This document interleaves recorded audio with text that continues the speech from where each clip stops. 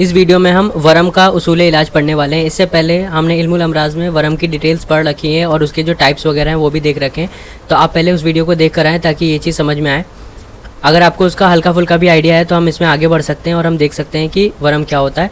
अगर full details आपको चाहिए तो आप वहाँ से देख कर आइए, वरना अगर आप डायरेक्ट इस पर आते हैं तो भी आपको समझ में तो आ जाएगा, लेकिन ज़्यादा अच्छे से समझने के लिए आप पीछे का जो लेक्चर है उसको देख कर आएँ। तो सबसे पहले हम ये देखते हैं कि मॉडर्न में वरम को क्या बोलते हैं। तो जो मॉडर्न टर्म्स में हम अगर देखें तो वरम को हम स्वेलिंग बोल सकते हैं या फिर इन्फ्लेमेशन के नाम से भी हम जान सकते हैं।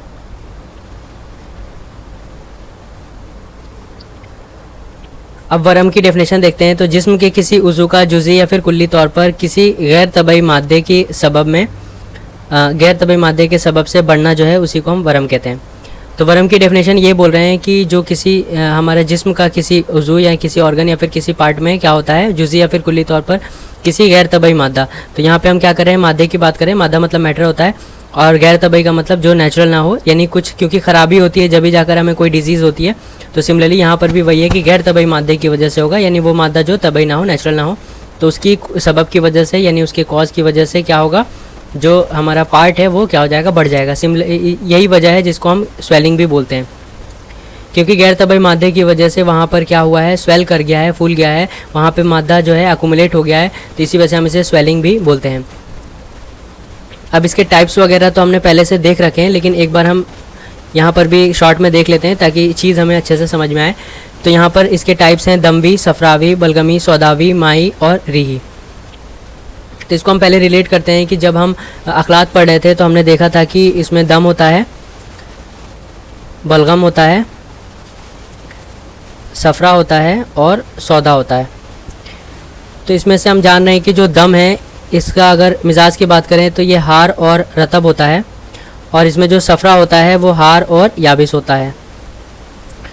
सिमिलरली जो बलगम होता है अगर हम इसकी बात करें तो ये क्या होता है, बारिद होता है, और बारिद के साथ में ये रतब होता है, और सौदा जो है ये बारिद होता है और इसके साथ में याबिस होता है। तो यहाँ पर अगर आप इन चारों को देखें तो इसमें जो दम है ये हार है और जो सफरा है ये भी हार है। तो क्योंकि दम और सफरा हार हैं तो अगर हम इनको देखें तो इनको हार की कैटेगरी में ले सकते हैं और बाकी बलगम और सौदा को हम बारिद की कैटेगरी में ले सकते हैं। तो अगर हम हरारत और बरूदत के हिसाब से देखें तो हम वरम को दो पार्ट्स में डिवाइड कर सकते हैं। एक वो वरम होगा जिसको हम वरम हार बोलेंगे और एक वो वरम होगा जिसको वरम बारिद कहेंगे। तो अगर आप दम से और अगर इसे रिलेट करें अखलात से तो इसमें से एक दमवी वाला और एक सफरावी वाला, ये दोनों हार की कैटेगरी में हम इन्हें ले लेंगे। बाकी इसके अलावा ये जितने भी बच रहे हैं ये सारे बारिद की कैटेगरी में आने वाले हैं। और अगर आपने डिटेल्स इसकी पढ़ रखी होंगी वरम की तो हम ये भी जानते हैं कि अफुनत जो है, अफुनत वाला जो टर्म है उसको भी हम हार की कैटेगरी में लेते हैं, क्योंकि जब अफुनत होती है यानी जब इन्फेक्शन होता है, तो ये बात हम पहले से जान रहे हैं कि अफुनत अगर इन्फेक्शन होता है तो उस केस में क्या होता है, फीवर हमें देखने को मिलेगा। यानी इसका रिलेशन किससे है, हीट से है, और अफुनत की वजह से क्या है, जो हमारी हीट होती है वो बढ़ जाती है, हमें फीवर हो जाता है, तो इस वजह से इसे भी हम हार की कैटेगरी में लेते हैं। तो अगर फुल कॉन्सेप्चुअली अगर हम देखना चाहें तो हम ये कह सकते हैं कि जो हार वाले हैं यानी दमवी और सफरावी, इनको हार कैटेगरी में लिया जाता है, और साथ ही साथ में अफुनत की वजह से अगर कुछ हो रहा है इन्फेक्शन की वजह से तो वो भी हार की कैटेगरी में आएगा, और बाकी जो बलगमी, सौदावी, माई और रीही जो है ये सब बारिद कैटेगरी में आएंगे। और ये सारी जो है ये जितने भी हमने इसमें टाइप्स देखे थे, अगर सिर्फ हम टेम्परेचर के हिसाब से देखें तो हार और बारिद हमने कर दिया है, और बाकी मादे के हिसाब से दमवी, सफरावी, बलगमी, सौदावी, ये चार तो हमारे खिल्त वाले मादे हो गए। उसके अलावा माई जो है माँ से रिलेटेड है यानी वाटर से, और रीही जो है री से रिलेटेड है यानी एयर से। तो यानी मादा क्या है, किस मादे की वजह से वरम बना है, उस बेसिस पर हम इन्हें अलग अलग टाइप्स में डिवाइड कर सकते हैं। सबसे ज़्यादा मेनली जो हमें समझना होगा उसको हम हार और बारिद की कैटेगरी में लेकर चलेंगे। तो हमने देख लिया हार में क्या है, बारिद में क्या है। अब हार में हम और डिटेल्स में जाते हैं। और आमे हारा, तो हमने अभी देखा कि और आमे हारा में दमवी और सफरावी वाले आएंगे। उसके अलावा एक और चीज़ हो सकती है कि उफूनत की वजह से भी होगा, उसको भी हम किस में, हार की कैटेगरी में लेंगे। तो अब इसकी डिटेल्स आगे देखते हैं। वरम हार को हम क्या कहते हैं, इल्तिहाब कहते हैं। तो इल्तिहाब का मतलब होता है इन्फ्लेमेशन, तो इसको हम इन्फ्लेमेशन भी बोल सकते हैं। ये बात हमें ध्यान में रखनी होगी कि जब भी हम कोई वर्ड देख रहे होंगे यूनानी का और हम उसको मॉडर्न से रिलेट कर रहे होंगे, तो वो मॉडर्न से सिर्फ रिलेट करने के लिए होगा। अगर एग्जैक्ट चीज़ हम जानना चाहेंगे, यानी एग्जैक्ट वर्ड जो मॉडर्न का हम इसे रिलेट कर पाएँ, वो हमें कभी नहीं मिलने वाला है, क्योंकि इनका जो तरीका है, समझने का तरीका जो है या डिफाइन करने का तरीका जो है, मॉडर्न में और यूनानी में काफ़ी डिफरेंट है। इस वजह से अगर हम उसको एग्जैक्ट टर्म पर अगर जाएंगे और उसके थ्रू समझने की कोशिश करेंगे तो कुछ ना कुछ दिक्कत होगा। तो हम क्या करेंगे, मॉडर्न टर्म्स को सिर्फ समझने के लिए और उनमें ज़्यादा अच्छे से नॉलेज हासिल करने के लिए लेंगे, लेकिन जो कॉन्सेप्ट होगा, जो टर्म्स होंगे और जो डेफिनेशन होगी, हम यूनानी वाला ही समझेंगे। तो जैसा हम यहाँ पर देख रहे हैं कि वरम में हार को ये इल्तिहाब या फिर इन्फ्लेमेशन बोल रहे हैं। ये समटाइम्स क्या होगा, ये समटाइम्स सादा भी होता है और उफूनत से खाली होता है, और समटाइम्स ये उफूनी होता है। तो अगर ये सादा है तो सादा की कैटेगरी में किस वजह से हम सादा, यानी उफूनत तो नहीं है, लेकिन क्योंकि हार कैटेगरी में है, इसके जो साइन एंड सिम्टम्स आ रहे हैं वो हार वाले आ रहे हैं, तो इस केस में भी हम इसको हार की कैटेगरी में लेंगे। और सेकेंडली, तो अगर ये सादा केस है तो क्या होगा, उफूनत से खाली होगा, इसमें उफूनत नहीं होगा। लेकिन अगर उफूनी वाला है तो उसको भी हम हार की कैटेगरी में लेंगे, जैसा अभी हमने देखा था। इस वजह से हार की कैटेगरी में लेंगे क्योंकि उसका रिलेशन हीट से होगा, और इसमें जो सिम्टम्स होंगे वो भी बिल्कुल हार यानी हीट वाले जो भी साइन एंड सिम्टम्स होंगे, इस वजह से उफूनी वाले को भी हम हार में लेने वाले हैं। इसके बाद हम देखते हैं कि हम किस तरीके से मैनेज करने वाले हैं, क्या मैनेजमेंट होगा, उसका उसूल इलाज क्या होगा। तो सबसे पहले हम देखेंगे कि हम सबब का इजाला करेंगे। तो सबब का इजाला करना यानी जो कॉज है उसको ट्रीट करना बहुत ज़्यादा ज़रूरी होता है। ट्रीट द कॉज, ये बहुत ज़्यादा हमारे लिए इंपॉर्टेंट है। इसलिए इंपॉर्टेंट है क्योंकि अगर हमने कॉज को ट्रीट नहीं करा तो हम डिफरेंट डिजीज़ को, यानी जो भी उसके थ्रू कॉम्प्लिकेशंस आ रहे हैं या साइन एंड सिम्टम्स आ रहे हैं, सिर्फ उन्हीं के ऊपर हम फोकस करके रह जाएंगे, और वो कॉज वहाँ पे बाकी रहेगा, और वो कॉम्प्लिकेशंस या फिर वो सारे साइन एंड सिम्टम्स हमें बार बार आते रहेंगे। जैसे एग्जाम्पल, अगर इन्फेक्शन अगर किसी को हुआ है और उस इन्फेक्शन की वजह से फीवर हो गया है, और हम इन्फेक्शन पे ना ध्यान देकर फीवर पे ध्यान देंगे, तो हम क्या करेंगे, पैरासीटामोल लेंगे और फीवर ठीक हो जाएगा। लेकिन उसके बाद कुछ टाइम बाद क्या होगा, दोबारा से फीवर हमें हो जाएगा, क्योंकि कॉज अपनी जगह पे बाकी है। जो कॉज है वो अपनी जगह पर क्या है, बाकी है। तो फिर से हमें फीवर होगा, उसके बाद हम फिर से पैरासीटामोल लेंगे, दोबारा हमें फीवर होगा। लेकिन अगर हमने कॉज को ही ट्रीट कर दिया, कॉज का ट्रीटमेंट हो गया, तो उसके बाद से थोड़ी ट्रीटमेंट होने के बाद में जब हम ठीक हो जाएंगे तो फीवर भी अपने आप ही चला जाएगा और वो हमेशा के लिए सबसाइड हो जाएगा। तो ये तरीका होता है कि सबब का इजाला करेंगे, यानी जो भी कॉज हो उसको उसी वक्त ट्रीट हमें करना होगा। सेकेंडली, हम देख रहे हैं मुतवरिम हिस्से को सुकून पहुंचाएंगे। तो जो हिस्सा है स्वेल कर गया है, वहाँ पर क्या है, हमें सुकून पहुंचाना है। अगर हम वहाँ पे सुकून पहुंचा देते हैं तो वो धीरे धीरे करके सही हो जाएगा।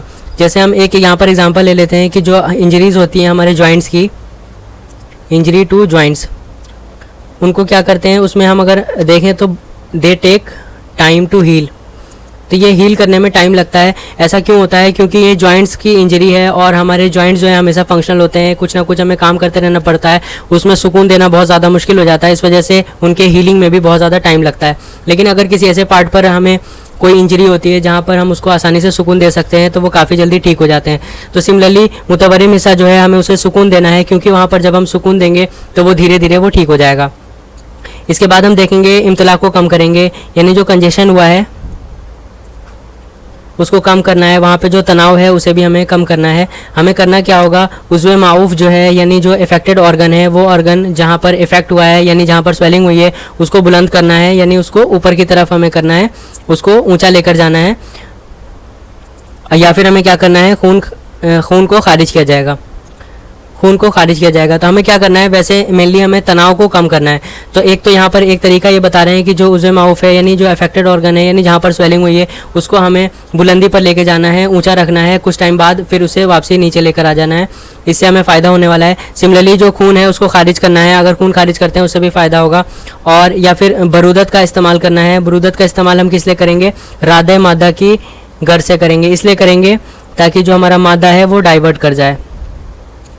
तो हम जान रहे हैं, अगर स्वेलिंग की बात कर रहे हैं तो जो मादा आ रहा है वहाँ पर आके भरता जा रहा है, जिसकी वजह से स्वेलिंग हो रही है। तो अगर हम किसी तरीके से उस मादे को डाइवर्ट कर दें, रादे का मतलब क्या होता है, लौटाने वाला।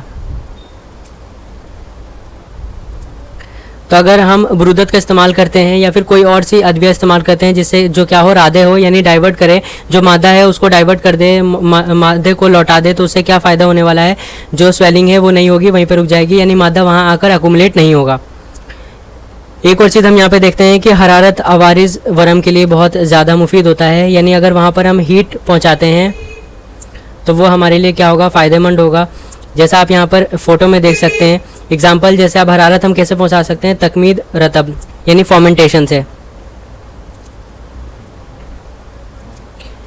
तो ये हम पहले से जानते हैं, ये हमने अपने लाइफ में भी देखा होगा कि अगर कहीं पे हमें स्वेलिंग वगैरह हो जाती है या फिर कोई स्वेलिंग इन्फ्लेमेशन वगैरह होता है, तो हम क्या करते हैं कि कपड़े को गर्म करके वहाँ पर सेकते हैं। तो उसी को बात कर रहे हैं, वहीं पर ये कह रहे हैं कि तकमीद रतब हम इस्तेमाल करेंगे यानी फॉर्मेंटेशन, जैसा आप यहाँ पर पिक्चर में देख सकते हैं। सिमिलरली एक और चीज़ यहाँ पर कह रहे हैं कि गर्म जिमात का यूज़ करेंगे, जैसे अलसी का जिमात होता है। तो हम जानते हैं कि अगर किसी जिमात को वहाँ पर लगाया जाता है, क्या हो, जो गर्म हो, यानी जिसकी तासीर जो है, जिसका असर जो हो वो क्या हो, गर्म हो, तो वहाँ पर क्या होने वाला है, हमें हीट पहुँचने वाली है। जैसे हम फ्लैक्स सीड जो होते हैं, अगर इनको हम पेस्ट के फॉर्म में बना दें और वहाँ पर इसे लगा दें, यानी जो अफेक्टेड ऑर्गन है वहाँ पे लगा दें, तो हीट वहाँ पर प्रोड्यूस होने वाली है, जिसकी वजह से, क्योंकि हीट जो वरम होता है उसके लिए बेटर होता है, तो वहाँ पर हीट पहुँचेगी और हमारे वरम में फ़ायदा होगा। सिमिलरली तकमीद याबिस इसे कह रहे हैं। तो याबिस का मतलब क्या होता है, ड्राई होता है। तब इसे तकमीद याबिस इसलिए कह रहे हैं क्योंकि जैसे रोटी होती है उसमें ज़्यादा रुतूबत तो है नहीं, तो ये ड्राई है, इस वजह से हम इसको तकमीद याबिस कहते हैं।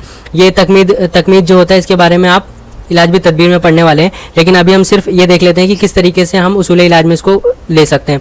तो रोटी को गर्म करके इससे सेकना, तो ये तकमीद याबिस का एग्जांपल क्या होगा, रोटी है उसको गर्म करके सेकना। तो यानी मेनली हमें वहाँ पर हीट पहुँचानी है। जैसे हम वहाँ पे हीट पहुँचाएंगे उसमें हमें फ़ायदा होगा, जो हमारा स्वेलिंग है उसमें हमें फ़ायदा होने वाला है और वो जल्दी ठीक होने वाला है। तब इसमें सारे पॉइंट्स देख लेते हैं क्या क्या हमने देखा। और आमे हारा में हमने देखा सबसे पहला सबसे इंपॉर्टेंट चीज़, सबब का इजाला करेंगे यानी कॉज को ट्रीट करेंगे। मुतवरिम हिस्से को हमें सुकून पहुँचाना है, कंजेशन को, तनाव को ख़त्म करना है, कम करना है। उसके लिए हम मुझे माफ को बुलंद कर सकते हैं। उसके अलावा खून खारिज कर सकते हैं जिसकी वजह से तनाव कम होगा, और डाइवर्जन का भी यूज़ कर सकते हैं। और हरारत जो है वो हमारे स्वेलिंग में बेटर होती है, अच्छी होती है, उसको हम डिफरेंट तरीके से वहाँ पे हरारत पहुँचा सकते हैं। उसके कुछ एग्जांपल जैसे तकमीद रतब कर सकते हैं, तकमीद याबिस भी कर सकते हैं, जैसे रोटी वगैरह से सेकना। उसके अलावा जिमात वगैरह भी वहाँ पे लगा सकते हैं, जिसकी वजह से वहाँ पर जो ऑर्गन होगा वहाँ पे हमें हीट मिलेगी, वहाँ पे हीट पहुँचेगी और जिसकी वजह से स्वेलिंग में हमें फ़ायदा होगा। अगर वरम उफूनी है तब हम क्या करने वाले हैं, यानी वरम उफूनी का मुकामी इलाज। तो उफूनत यानी इन्फेक्शन से रिलेटेड है। तो अगर इन्फेक्शन की वजह से वरम हुआ है तो हम इसको दो पार्ट्स में बांटने वाले हैं। पहले को हम मुकामी बोलेंगे यानी लोकल, यानी वो कौन से इलाज हैं जो हम लोकली करने वाले हैं, और दूसरा जो है हम उसको बोलेंगे उमूमी, यानी जनरल हम क्या करने वाले हैं, यानी आम बॉडी के लिए। उमूमी यानी पूरा आम बॉडी के लिए, आम बदन के लिए हम क्या करने वाले हैं, आम बदन के लिए, जिसपे पूरी बॉडी जो है हमारी ठीक हो जाए, पूरी बॉडी के थ्रू, यानी पूरी बॉडी को ताकतवर बना के हम किस तरीके से इन्फेक्शन से लड़ सकते हैं। तो हम इसको दो पार्ट्स में बांट रहे हैं, एक तो मुकामी होगा जिसे लोकल कहेंगे, और एक उमूमी होगा जिसे जनरल कहेंगे, जिसमें पूरी बॉडी जो है हमारी रिलेटेड होगी। तो सबसे पहले मुकामी इलाज यानी लोकल इलाज की बात करते हैं। तो जो हमने पहले देखे थे उन सारे पॉइंटर्स को आप ध्यान में रखिए, ताकि आगे की चीज़ें यानी उफूनत वाली, क्योंकि वरम हार में जो हमने पढ़ा था, जो पीछे हमने देखा है, वो सारी उफूनत वाले में भी सेम टू सेम उसी टाइप से आएगा। तो अगर आप उनके पॉइंटर्स बना के दिमाग में रखते हैं तो आगे की चीज़ें बहुत ज़्यादा ईजी होंगी। तो सबसे पहले हम देखेंगे उफूनत को ज़ायल करना। तो हमने उधर क्या देखा था, जो सबब है उसको ट्रीट करना है, यानी हमने कहा था ट्रीट द कॉज।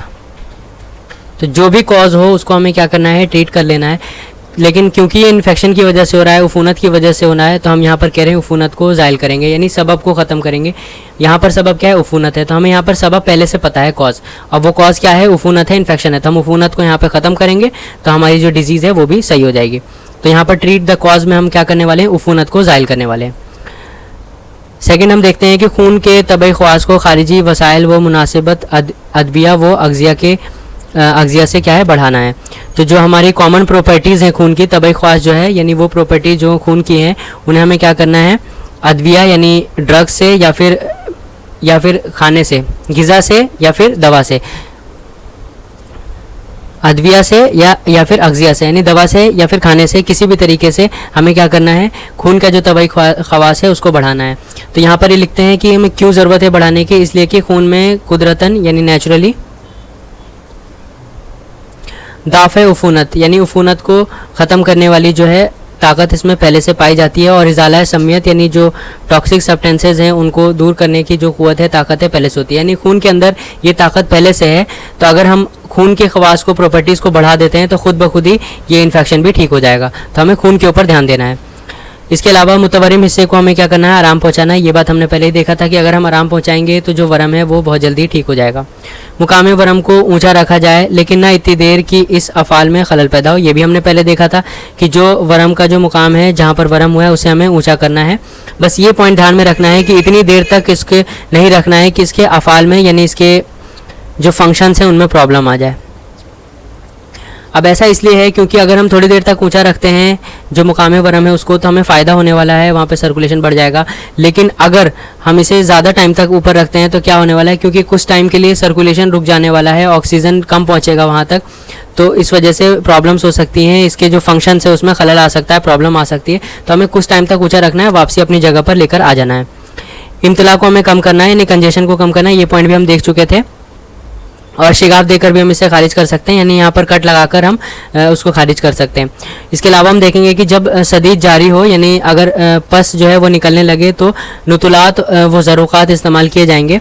क्योंकि अगर पस निकल रहा है और हमने उसको उस पर ध्यान नहीं दिया और उसको सही से साफ़ नहीं किया, यानी वहाँ पे इरिगेशन हमें करना होगा, उसकी वहाँ पे अच्छे से सफाई करनी होगी। क्योंकि अगर हमने वहाँ पे सफाई अच्छे से नहीं करी तो इन्फेक्शन जो है, क्योंकि इन्फेक्टेड पार्ट है, वो मादा जो है वो वहाँ का रद्दी मादा है, तो वो दूसरी जगह पर जाकर और ज़्यादा फैल जाएगा। तो ये कहते हैं कि जो अफूनी मवाद है साफ़ हो जाए, वहाँ पर क्या है, इरिगेशन अगर हम करते हैं तो वो वहाँ का जो मादा है वो साफ़ हो जाएगा, और जो साख्तों को गला सड़ा रहे हों वो क्या होंगे, साफ़ हो जाएंगे। नीज़ अच्छे खून की आमद वहाँ पर बढ़ जाएगी, यानी खून वहाँ पर अच्छा खून आने वाला होगा। गर्म नतुलात व ज़िमादात इस्तेमाल किए जाएँ और नहायत सफाई के साथ में वहाँ पर मरहम पट्टी कर जाए। इसके अलावा तो हमने वहाँ की सफाई तो कर ली, उसके अलावा एक और काम हमें करना है कि यहाँ पर मरहम पट्टी अच्छे से कर लेना है, इस वजह से क्योंकि ज़ख़म बैरूनी अफूनत से महफूज रहे, प्रोटेक्टेड रहे। तो यहाँ पर हमने 2 पॉइंट्स देखने हैं। पहला ये, जो पस जारी हो रहा है उसको अच्छे से साफ़ कर देना है, ताकि जो भी मादा है वो इधर उधर ना फैले, क्योंकि अगर वो फैलता है तो जो हमारा डिजीज़ है और ज़्यादा फैल सकता है। और दूसरी बात हमें ये भी ध्यान में रखनी है कि वहाँ पे मरहम पट्टी करना है, क्योंकि जो एनवायरनमेंट है वहाँ पर भी हमें माइक्रो ऑर्गेनिज्म मिलेंगे। तो अगर हम अच्छे से मरहम पट्टी करते हैं तो जो बाहर की उफूनत है, यानी ये क्या कह रहे हैं यहाँ पर, बैरूनी उफूनत से महफूज रहेगा। तो जो बाहर की वजह से जो माइक्रो ऑर्गेनिज्म आके लग सकते हैं उनसे भी, क्योंकि मरहम पट्टी अच्छे से करेंगे तो जो बाहर के माइक्रो ऑर्गेनिज्म है उस पर एक्ट नहीं कर पाएंगे, तो अच्छा हो जाएगा। यानी दोनों तरफ से हमें काम करना है। पहला, जो भी पस निकल रहा है उसको साफ़ कर दीजिए, और दूसरा, मरहम पट्टी इतने अच्छे से करिए कि जो बाहर की उफूनत है उसकी वजह से वरम ज़्यादा और ज़्यादा ना बढ़ जाए। तो ये दोनों पॉइंट्स हमें ध्यान में रखने हैं। अब है वरम हार का उमूमी इलाज, यानी जनरल ट्रीटमेंट कैसे करेंगे हम। तो जब हम जनरल ट्रीटमेंट की बात कर रहे होंगे तो हमें देखना होगा कि जिस पर्सन को वरम हुआ है, यानी जो डिजीज़ पर्सन है, वो कैसा है। तो 2 कंडीशन हो सकती है, एक तो वो कवि हो सकता है यानी ताकतवर हो सकता है, और दूसरा ज़ईफ़ हो सकता है यानी कमज़ोर हो सकता है। दोनों तरह के पेशेंट हो सकते हैं। तो हमें इसमें भी देखना होगा कि ज़ईफ़ के लिए क्या करना है और कवि के लिए क्या करना है, किस तरह की तदाबीर हम इस्तेमाल करेंगे, किस तरह से मैनेज करना है। तो हम इसमें देखते हैं कि सबसे पहले उमूमी इलाज से हमारा मतलब क्या है। तो इससे मुराद वो तदाबीर हैं, यानी वो तदबीर हमें करना है, उस तरीके से मैनेज करना है जिससे आम बदन की हालत और क़ुव्वत की इस्तिलाह होती है। यानी जो हमारा आम बदन है, जो हमारी पूरी बॉडी है, उस पर ये काम करेंगे, उसकी हालत अच्छी होगी, उसकी जो क़ुव्वत है वो बढ़ेगी, यानी उसकी ताकत बढ़ेगी। यानी पूरी बॉडी पर हम काम करें। इससे पहले जो हम देख रहे थे वो हम क्या कर रहे थे, लोकली देख रहे थे, यानी वरम के आसपास का जो इलाका है वहाँ पर हमें किस तरीके से काम करना है। अब हम जनरली देख रहे हैं कि जनरल ट्रीटमेंट क्या करेंगे कि पूरी बॉडी को ही हम ताकतवर बना दें ताकि हमारी पूरी बॉडी उससे लड़े। तो हम ये देखेंगे कि अगर मरीज़ कवि और ताकतवर हो, तो फर्स्ट कंडीशन वही है ताकतवर वाली कि अगर मरीज़ कवि हो, यानी कवि हो और ताकतवर हो, नेज़ खून का दबाव क्या हो, ज़्यादा हो। तो 2 कंडीशन देख रहे हैं। पहला, मरीज़ जो है वो है कवि है, और दूसरा जो है खून का दबाव ज़्यादा है। ये 2 चीज़ें हमने देखी। ये खून का दबाव ज़्यादा है, यानी नब्ज़ क्या है, नब्ज़ मुमतली है और अजीम है। नब्ज़ बोलो बराज में दोनों पॉइंट हम देखेंगे। बस इतना समझ लीजिए कि इसका रिलेशन जो है खून के दबाव से है। तो 2 चीज़ हमने देखी, एक तो मरीज़ कवि है और खून का दबाव ज़्यादा है। तो ऐसे हालत में हम ऐसी तदाबीर इस्तेमाल करें, यानी ऐसी तदबीर हम इख्तियार करेंगे जिनसे इनके तनाव में क्या होगा, कम हो जाएगा। यानी जो खिंचाव तनाव हो रहा है वो क्या हो जाए, कम हो जाए। ऐसा हमें काम करना है। तो उसके लिए हम 2-4 चीज़ें कर सकते हैं। एक तो तारीख है। तो तारीख का मतलब क्या होगा, हम इंड्यूस करेंगे डायाफोरेसिस।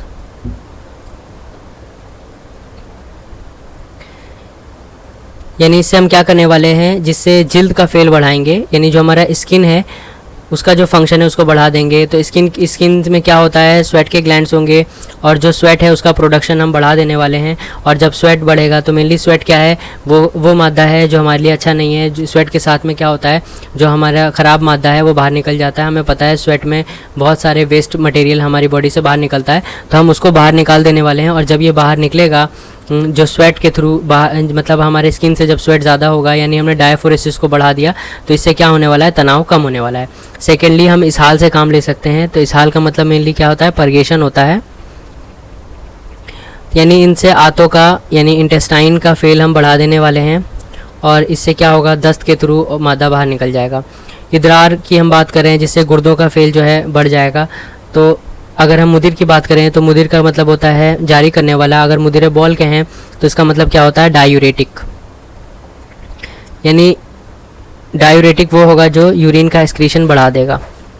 तो हम यहाँ पर देख रहे हैं इदरार की बात कर रहे हैं, तो ये यूरिन का एक्सक्रीशन बढ़ाने वाला है। तो यही बात यहाँ पर ये कह रहे हैं कि जिसमें गुर्दों का जो फेल है वो बढ़ जाएगा। तो एक और तरीका हो गया जिससे तनाव जो कम होगा। एक और चीज़ हम देख रहे हैं फर्स्ट यानी विनिसेक्शन,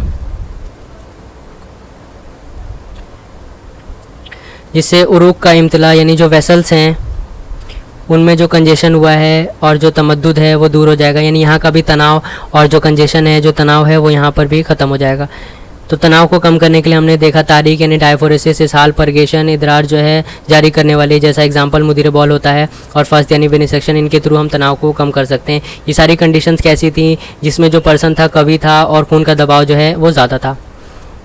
इनके अलावा इन तदाबीर के साथ सादा और ज़ूदे हज़म ग़िज़ाओं का हम इस्तेमाल करेंगे, यानी ऐसा फूड का इंटेक करेंगे जो क्या हो, फास्ट डाइजेस्टिबल हो, यानी जल्दी से जल्दी डाइजेस्ट हो जाए, ऐसा फूड हो।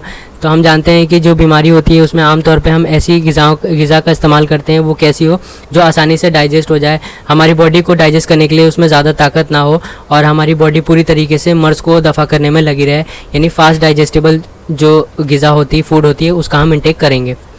अगर मरीज़ ज़यीफ़ है तो सेकंड कंडीशन क्या आ गया, अगर मरीज़ ज़यीफ़ है, कमज़ोर है, तो ऐसी सूरत में हम क्या करेंगे, कुली तदाबीर के ग़िज़ा अच्छी ग़िज़ा देंगे, ताकतवर, ताकि उसको ताकत मिले, काफ़ी दी जाएगी और तीमारदारी एहतियात के साथ में की जाएगी। यानी जो पेशेंट है उसकी देखभाल करनी होगी हमें।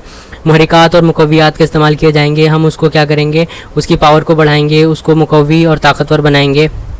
यानी ऐसी ग़िज़ा दवा का इस्तेमाल करेंगे कि वो पर्सन जो है ताकतवर बने और ताकत के साथ में मर्ज़ को जो है दफ़ा करने की कोशिश कर सके। हल्के मुदिरात और मुसिलात इस्तेमाल कराएंगे। तो हमने इसके पीछे कंडीशन में देखा था कि मुदिर यानी इदरार वाला जो फेल था हमने देखा था, उसके अलावा मुसिल भी हमने देखा था। तो मुदिरात और मुसिलात का भी हम इस्तेमाल कराएंगे, लेकिन यहाँ पर ख़ास बात क्या है, हल्के। तो यहाँ पर हमें हल्के करना है, क्योंकि अगर ज़यीफ़ आदमी है और उसमें ज़्यादा कवी मुदिरात और मुसिलात इस्तेमाल कराएंगे तो उसकी वजह से ज़्यादा प्रॉब्लम्स हो सकते हैं। तो हम इसमें हल्के मुदिरात और मुसिलात का इस्तेमाल करेंगे। अब एक पॉइंट यहाँ पर ये इंपॉर्टेंट है कि उफ़ूनी अमराज़ में यानी इन्फेक्शन वाली जो डिजीज़ है उनमें क्या है, हल्का बुखार मुज़िर होने के बजाय हद तक मुफीद होता है। तो यानी जो हल्का बुखार हो रहा है, जो फीवर हो रहा है, वो ये बोल रहे हैं कि ये क्या है, मुज़िर यानी ख़राब होने के बजाय क्या होता है, मुफीद होता है, फ़ायदेमंद होता है, अच्छा होता है। क्योंकि अपनी हालत में कुछ ऐसी तब्दीलियाँ रोनुमा होती हैं, यानी ऐसे चेंजेस होते हैं जिनकी वजह से जो हमारा डिज़ीज़ है उसमें मुदाफ़त होने में आसानी होती है। यानी उसको दफ़ा करने में, जो डिज़ीज़ है उसको एक्सपेल करने में हमारे लिए आसानी होती है, हमारे लिए फ़ायदा होता है। तो मेनली हम इसको इस तरीके से समझ सकते हैं कि ये क्या है, हमारी बॉडी का मैकेनिज़्म है। हम जानते हैं कि जब भी कोई एंटीजन हमारी बॉडी में आएगा, जो इन्फेक्शन है हमारी बॉडी में आएगा, हमारा इम्यून सिस्टम उससे लड़ने की कोशिश करेगा। तो वही यहाँ पर कह रहे हैं कि हल्का बुखार जो है फ़ायदेमंद होता है, क्योंकि हमारी बॉडी का ये मैकेनिज़्म है जिसके थ्रू इन्फेक्शन से हमारी बॉडी लड़ने की कोशिश कर रहा है। मुबर्रिदात का इस्तेमाल उस वक्त तक ना किया जाए जबकि हरारत शदीद ना हो। तो जब तक बहुत ज़्यादा हरारत ना बढ़ जाए तब तक हम मुबर्रिदात का यूज़ नहीं करने वाले हैं, क्योंकि अगर हरारत ज़्यादा बढ़ती है तो हम मुबर्रिदात का यूज़ करेंगे। तो हमें ये ध्यान में रखना है कि जब तक बहुत ज़्यादा हरारत ना हो तब तक मुबर्रिदात का यूज़ ना करें। तो इसमें हमें ये ध्यान में रखना होगा कि आमतौर पर मुबर्रिदात का यूज़ नहीं होता, लेकिन हरारत बहुत ज़्यादा बढ़ जाए तो हमें करना पड़ सकता है, जब आराम ज़माना इब्तिदा में हो। तो अब इससे पहले हम एक चीज़ देख लेते हैं, ये हम पहले पढ़ चुके हैं, लेकिन एक बार देखते हैं कि कौन कौन से ज़माने होते हैं। तो अगर हम वरम के ज़माने की बात करें तो इसमें एक इब्तिदा का ज़माना होता है, यानी शुरू का जो होता है, उसके बाद तज़य्यद होता है, एक इंतहा है और एक इन्हितात है।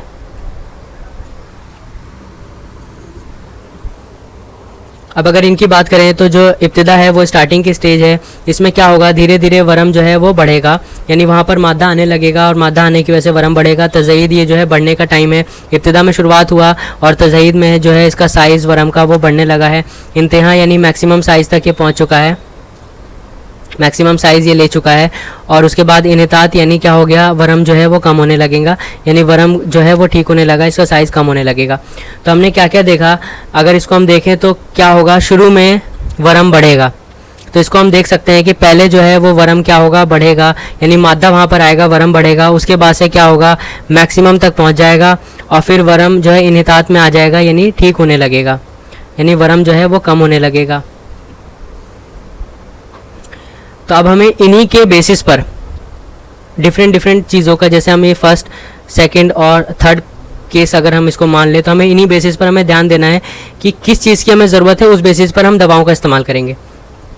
तो जैसे हम सबसे पहले देखते हैं कि जब औराम ज़माना इब्तिदा में है, तो यहाँ पर हमारे लिए पॉइंट होता है कि ये कौन सा ज़माना है, इब्तिदा का ज़माना है या शुरू का। तो शुरू के ज़माने में होने वाला क्या है, या इब्तिदा या तज़यीद की बात करें तो शुरू के ज़माने में ये होने वाला है कि जो मादा आएगा और वहाँ पर स्वेलिंग बढ़ती जाएगी। तो हमें यहाँ पर क्या ज़रूरी है, हमारे लिए ये ज़रूरी है कि हम स्वेलिंग को बढ़ने ना दें, वहाँ पे मादा को ना आने दें। तो हम यहाँ पर क्या करेंगे कि जब औराम ज़माने से दूर होते जाएँ तो उसी कदर क्या है, रादियात और काबिज़ात कम करने हैं। यानी जब इब्तिदा के ज़माने से धीरे धीरे हम आगे बढ़ने लगेंगे तो रादियात और काबिज़ात को कम करना है। तो शुरू में हम क्या देने वाले हैं, रादे, तो रादे मवाद और काबिज़, ऐसी दवा देने वाला है जो रादे मवाद हो, काबिज़ हो, यानी ऐसी दवा जो डाइवर्ट कर दे मादे को। तो जो हमारा मादा है उसको डाइवर्ट कर दें, और कब्ज़ हम यहाँ पर डालते हैं तब भी क्या है, मादा डाइवर्ट होने वाला है।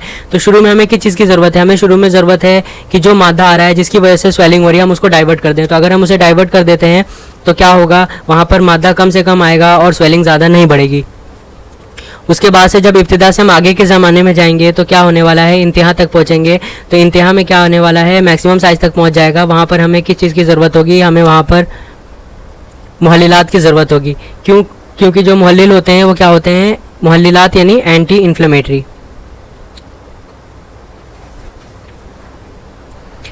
तो ये एंटी इन्फ्लेमेटरी होते हैं, इन्फ्लेमेशन को कम करेंगे। उसके अलावा या फिर हम इसे रिजॉल्वेंट भी कह सकते हैं, यानी उसको रिजॉल्व करने वाले हैं, उस चीज़ को ख़त्म करने वाले हैं, इसको ठीक करने वाले हैं, इन्फ्लेमेशन को, वरम को ठीक करने वाले हैं। तो हमें वहाँ पर ठीक करने की ज़रूरत होगी। तो शुरू में हमें किस चीज़ की ज़रूरत है, शुरू में हमें ज़रूरत है कि मादे को डाइवर्ट कर दिया जाए।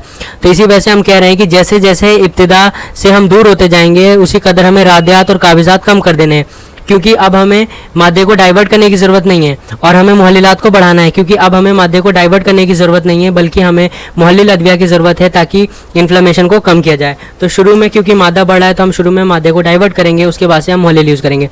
तो जब वरम इंतहा को पहुँच जाए, यानी मैक्सिमम जो इसकी साइज़ है वो ले ले, तब हमें किस चीज़ की ज़रूरत होगी, मुहल्लिलात और मुफत्तिहात। तो जो मुफत्ते होते हैं वो कौन होते हैं, डी ऑब्स्ट्रुएंट, यानी खोलने वाली। तो ये क्या है, जो ऑब्स्ट्रक्शन है उसको खोल देंगे, जो ऑब्स्ट्रक्शन हुआ है उसको जैसा इसका नाम हम दे सकते हैं, ये डी ऑब्स्ट्रुएंट है, यानी जो भी ऑब्स्ट्रक्शन कॉज हुआ है उसको ये खोल देने वाले हैं। और मुहल्लिल क्या है, एंटी इन्फ्लेमेटरी। तो शुरू में हमारी ज़रूरत ये थी कि हम मादे को डाइवर्ट करें, तो हमने रादियात और काबिज़ात का यूज़ करा। जैसे जैसे हम आगे बढ़े हमारी ज़रूरत क्या है, डाइवर्जन से कम हो रही है, तो हमने रादियात और काबिज़ात को हम क्या कर दिया, कम कर दिया, यहाँ पे जैसा लिखा हुआ है। अब हमें मुहल्लिलात को यूज़ करना है। जब हम इंतहा को पहुँचे, क्योंकि वो मैक्सिमम स्टेज तक जा चुका है, तो हमें यहाँ पर मुहल्लिलात और मुफत्तिहात की ज़रूरत पड़ी ताकि इन्फ्लेमेशन को कम कर दिया जाए, ऑब्स्ट्रक्शन को कम कर दिया जाए। और लास्ट में क्योंकि इनहतात का ज़माना है जिसमें वरम कम हो रहा होगा, तो उसमें हम क्या करेंगे, इनहतात के वक्त में महज मुहल्लिलात और मुरक्कियात पर कनात करेंगे, यानी मुहल्लिलात और मुरक्कियात का इस्तेमाल करेंगे। तो मुरक्की का मतलब होता है रिलैक्सेंट, और मुहल्लिलात हमने देख लिया एंटी इन्फ्लेमेटरी होता है, रिलैक्सेंट। तो ये क्या करेगा, ये मुरक्की से बना हुआ है, यानी ढीला करने वाले।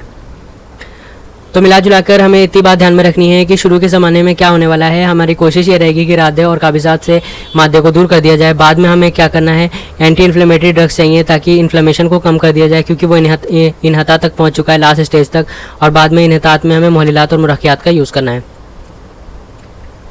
अब औराम मुतक़य्या यानी ऐसा वरम जिसमें पस पड़ जाए, तो इसमें क्या है, जिसमें सदीद यानी पस बन जाता है। तो क्या होता है, कभी खुद पक के फूट जाते हैं। तो क्या क्या कंडीशन बन सकती है? पहली कंडीशन ये बन सकती है कि वो खुद ही से पक जाएगा और पक के वो फूट जाएगा, तो उस केस में भी ये सही हो जाएगा। बाकी हमें पस जो है निकल जाएगा, उसको सफाई वगैरह कर देनी होगी। समटाइम्स क्या होता है, जिमादे अलसी वगैरह से पकाकर फोड़ने की ज़रूरत पड़ती है।